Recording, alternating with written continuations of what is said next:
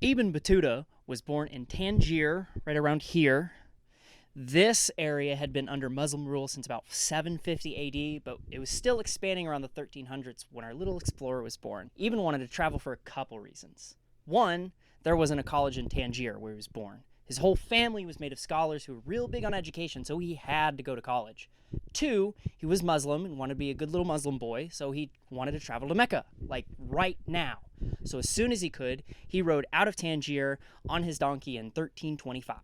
So he went to Tunis, then joined a caravan as a judge, stopped at Alexandria and Damascus to do some studying, some sightseeing, talked to some monks who told him to find some other monks during his travels, and arrived at Mecca a bit over a year later.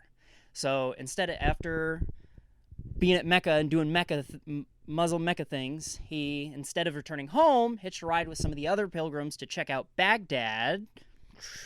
From Mecca, he did some adventuring on the East African and Arabian coasts, up to the Black Sea, down through Iran and Afghanistan, into India, where he met the monks he was supposed to. One of them was over in China still. He spent a lot of time down here sailing around, and he says he went to China, but some people don't think he was just trying to sound more impressive than he was, so all of this might not have even happened.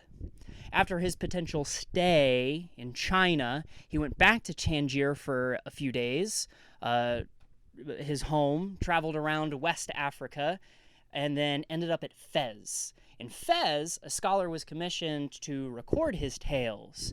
Apparently, he had an amazing memory, except for the parts about China, and was able to relay his adventures to be written in a literary format. His travels were not as discussed as our boy, Marco,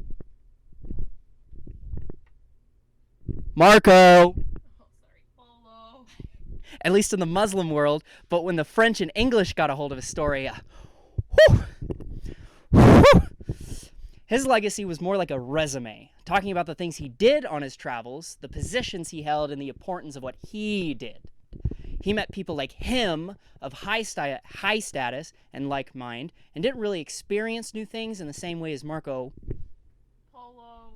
He was educated, and the people he met just so happened to need disputes settled by a legal guy.